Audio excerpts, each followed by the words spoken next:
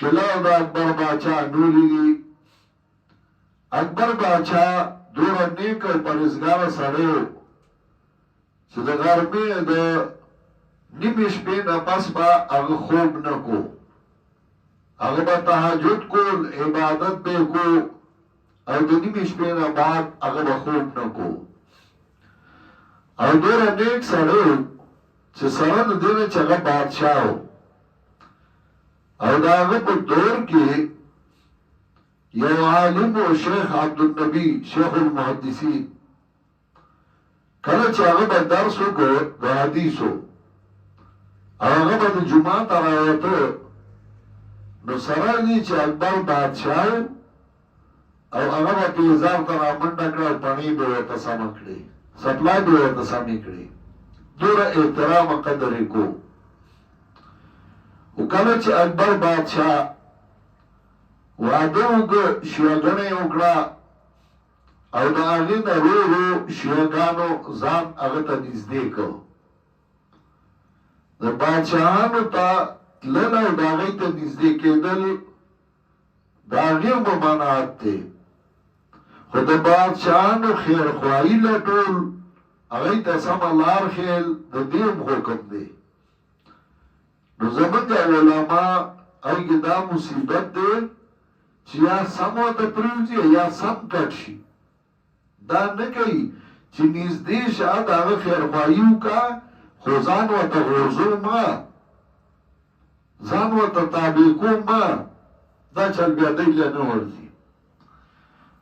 نو یا به وایي باچا خواله مزه، د دغه خواله مزه، نو چې نه ځې نو د هغه خیرخواهي به څنګه کوې، هغه ته به صحیح لاره څنګه ښې. او دا هم نه چې ته د هغه خواله ورشې نو چاپلوس شه، نو بیا چې هغه هر څه وایي نو ته ورته ښه وایه، که هغه کوم ته الوزئ نو ته وایه دې کې هم ثواب دی. او روایتونه ورله جوړو. نه نه نو شیعهګان هغوی رو رو د اکبر باچا ته نږدې شو. کم چې علماو حق پرستو ایښودلي وو، په دغه شیعهګانو کې د ملا مبارک زامن فیضي او دا خلک دا ورنږدې شو.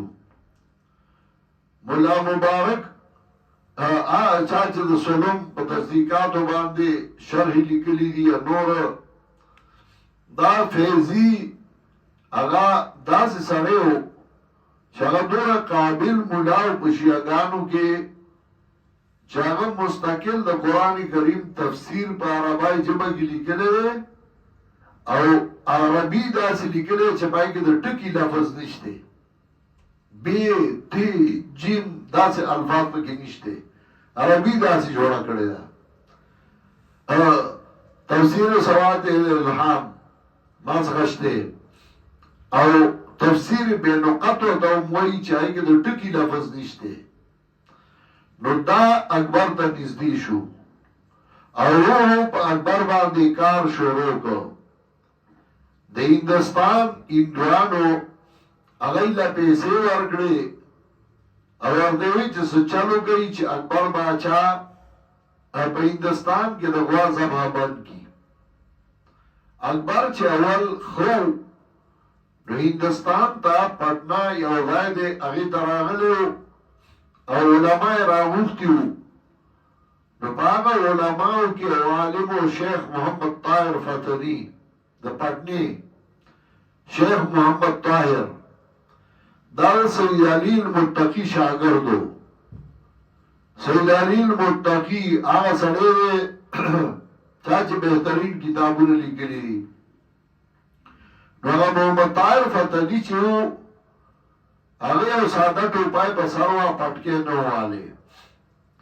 اکبر بادشاه ته خپلو کسانو ووایي چې په هندوستان کې په ټولو کې لوی عالم دا دی محمد طاهر فتحي. نو اکبر بادشاه ته نو تپوس وکړو، وی تا پټکې ولې نه دی والې؟ نو محمد طاهر فتحي ورته وی ما الله سره وعده کړې ده، الله ازول امامه حتی ازول کی البدعة عن الوطن. ما الله سره وعده کړې ده چې تر څو مې د بدعاتو جرې نه ایستي د خپل وطن نه نو زه به پټکې په سر نه کړم. دا د عزت شی دی. نو اکبر باچا وی ښه وی شیخ چې کوم شي ته بدعات وایي نو ګورنر ته وی هغه بند کا. نو په هندوستان کې ماتمونه او دا څیزونه بند شو. د شیعو ماتمونه او دا بند شو. د هغوی خو ته هغه غوسه وه. نو کله چې اکبر یې ګمراه کړ او په غلطه لارې روان کړ نو بیا هغه ماتمونه شروع شو. نو محمد طاهر فتحي د پټنې نه روان شو چې اکبر ته فریاد وکړم چې تا خو ما سره وعده کړې وه. په لاره کې د شیعهګان ناست وو هغې شهید کړ. نو هغه هندوان د هندوستان هغوی دې شیعو ته پیسې ورکړې چې په هندوستان کې د غوا ذبح هغه بند شي. نو اکبر بادشاہ خو دی بیا غلط لار باندې روان کړی. نو اکبر بادشاہ ته وی ته ودوی په تا وحی راتله.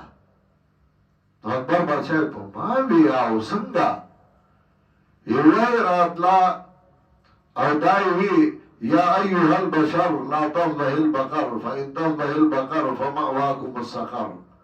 بنده غوا لاله نه کی که غوا دې حلاله کړو نو جهنم به دې ځای شي. اکبر بادشاہ وی ښه او زما لوی مقام دی.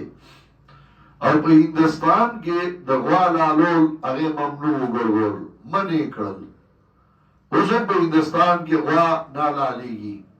د هندوستان کې د غوا لالول هغې منع وګرځول. نو عربي خو هغوی جوړولی شوه دی جوړولی شوه نو هغوی خو خود جوړولی شوه. نو مثلی هی پشان د قرآن په عربی کې نو عربي خو د قرآن حجازي عربي و عربي خو هغوی ویلی شوه. د دې څه مطلب دا معنا نه ده چې په عربی کې د قرآن په شان مثلی هی د قرآن په شان په دلیل کې ځکه مخکې قرآن مدعا کې خدا اعبدوا ربکم په هغې دلایل پیش کړل چې عبادت وکړئ د یو رب ستاسو. دلیل پیدا دی تاسو پیدا کړی ستاسو مشران پیدا کړی دي